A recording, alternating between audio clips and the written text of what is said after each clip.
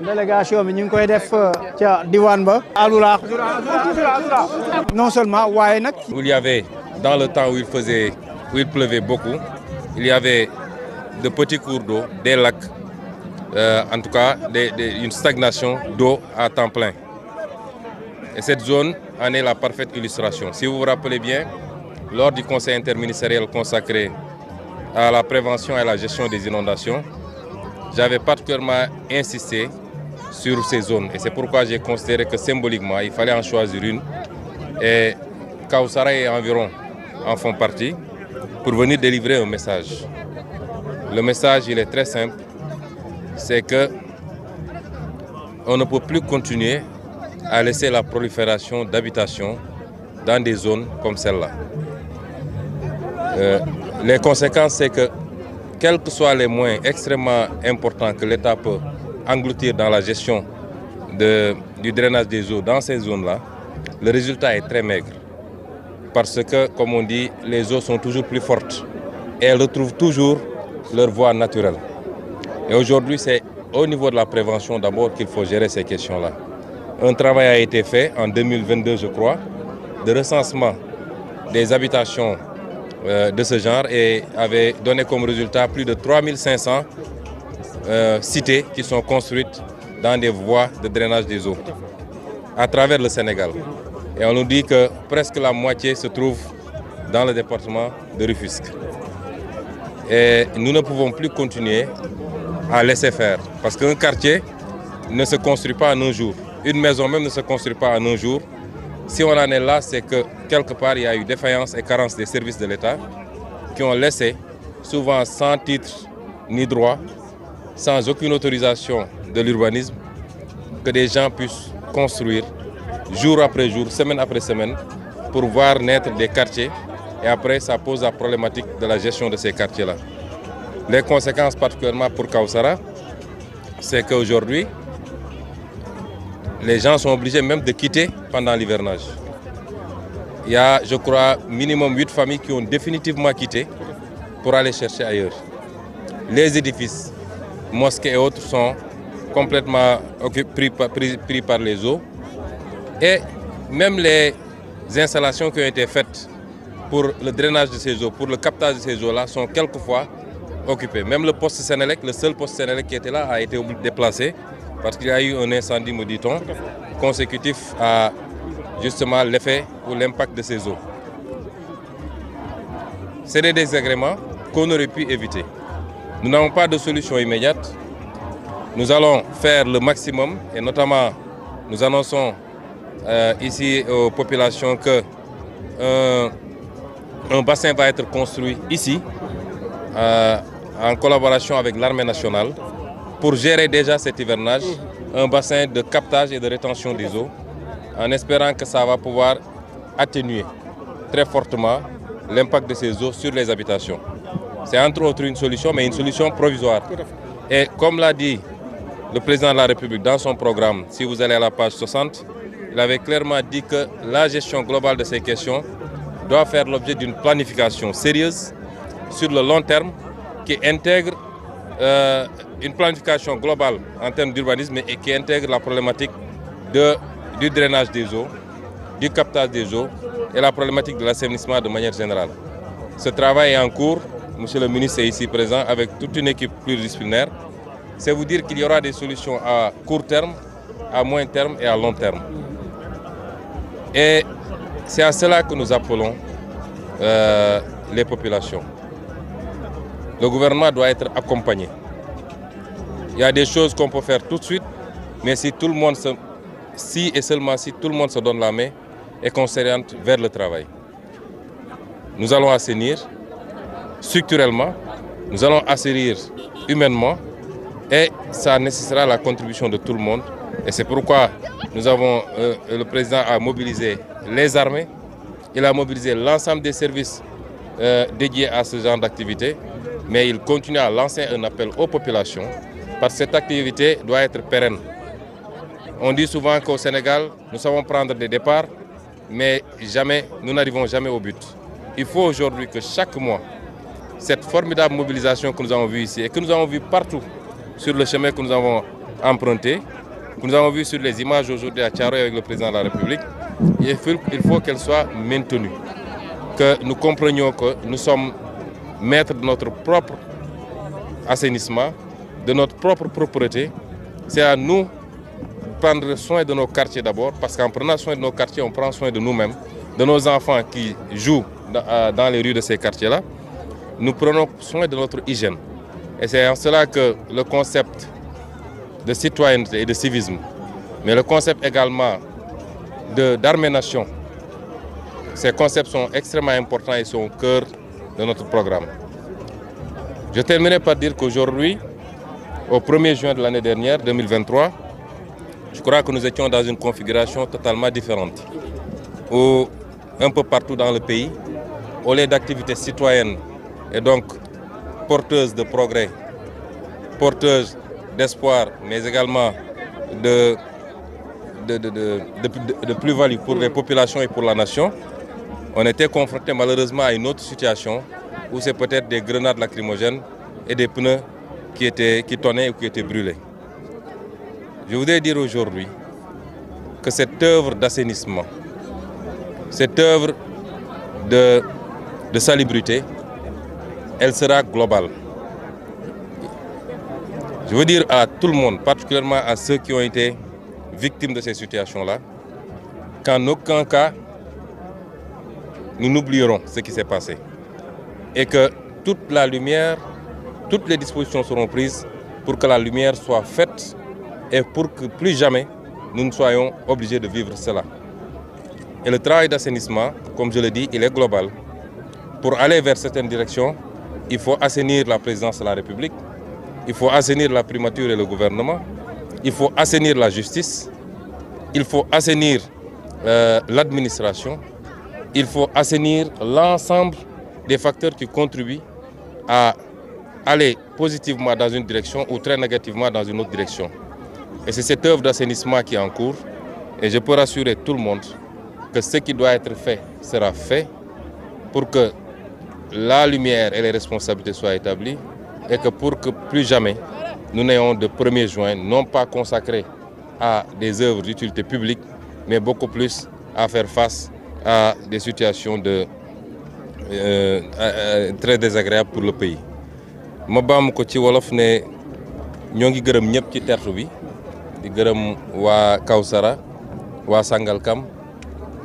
di am mbégte ci teew fii ci bés bu ni mel muy bés bi nga xam ne son excellence monsieur le président de la république Bassirou Diomaye Faye daf ko lancé woon daf ci woowoon sénégalais yi di sant yàlla bi ko sénégalais yi wuysee ndax monsieur le ministre mi ngi may wax ni ñoo ngi jot remontée yi ci Sénégal yëpp mobilisation exceptionnelle la sénégalais yi def ci wuyu si appelu monsieur le président de la république ma wax ni man mi may ñëw maa ngi doon xool yenn image yi gis naa ni amul région bu des amul département bu des ñu am mbégte teew fii ak ànd ceeg lenn ci membre gouvernement bi monsieur le ministre de l'hydraulique et de l'assainissement mi ngi nii monsieur Cheikh Tidiane Dièye monsieur Daouda Ngom ministre de l'environnement mi ngi fi monsieur Guirassy ministre de l'éducation nationale mi ngi fi monsieur le gouverneur de la région de Dakar mi ngi fi monsieur Sall monsieur le préfet du département de Rufisque monsieur le sous-préfet de l'arrondissement lii buñ ko defee nii dafa fekk monsieur le président de la république moom ci boppam moo bëggoon mbooleem seen ñu yor ndomba tànk ci réew mi njëkk a joxe exemple parce que askan boo ko bëggee yóbbu ci direction da nga ko fa war a jiitu waaye doo toog ci bureau taal sa clim ne ko demal def moo tax moom ci boppam moo njëkk a génn tey fële ci caaro yi gis ngeen taxawaay bi askan wi génn wuyu si ko mu njëkk a symboliquement def premier geste buy wane ni fii la ñu bëgg a jëm ak askan wi loolu nag ñun ñu tàmm woon ñëw fii la tax mooy am na loo xam ne problème mu assainissement ordinaire la mooy quartier boo xam ne quartier bu normal la quartier bu ñu tabax fañ ko war a tabax la waaye defuñu fa ay canalisation wala canalisation ñu fa def baaxul wala doyul wala yu mel noonu ba quartier ba di am ay problème loolu mooy li gën a yomb a gérer ci mbirum assainissement mu am beneen fànn boo xam ni dañoo dem fa ñu warul woon tabax nga xam ne depuis jamono tubaab bi bi mu defee cartographie ba pare la ñuy wax cadastre bi dafa ne fii de nit mën na fee dëkk waaye fii nit waru fee dëkk parce que yoonu ndox la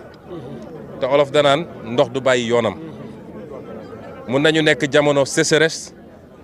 taw gi xaw a néew mu dem ba fu ndox doon jaaratu fa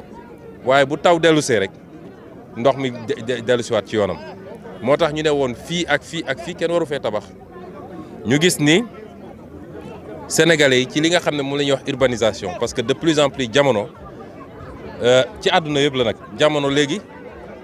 kaw gi day wàññeeku nit ñi di dem ci taax yi loolu la ñuy wax urbanisation ñu gis ni ci phénomène boobu nag nit ñi bu ñu yegsee ci taax yi léeg-léeg mënuñu am ca foofu nga xam ne moo jag pour nit ñi dëkk fa dañuy dem fekk fa ñu tere woon pour ñu dëkk fa ñu dem dëkk fa loolu nag bu amee responsabilité état la d'abord ndax kër sax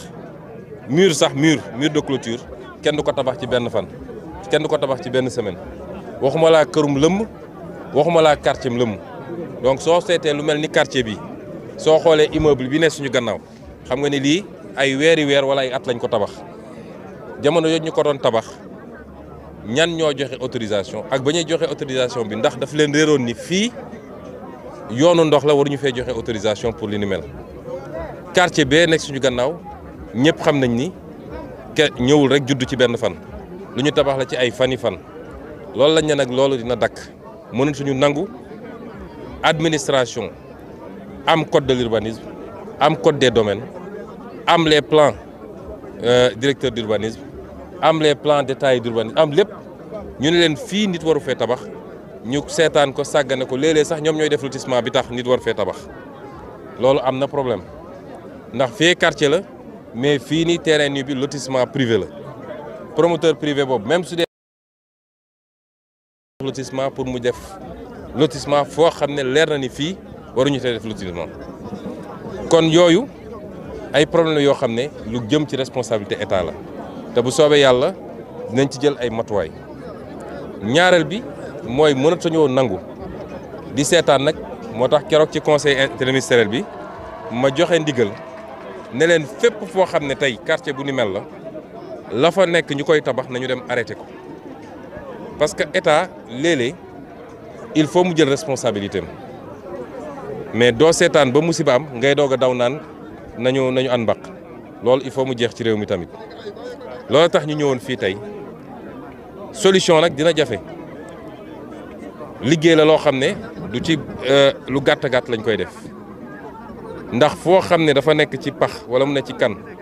wala mu ne woon yoon ndox wala ndox daan fa taa sax ay lac ndax lac de Guiers mi ngi fii jege na fi Lac Rose du moins mi ngi fii te bi état defee recensement gis nañ ni lu mat 3,5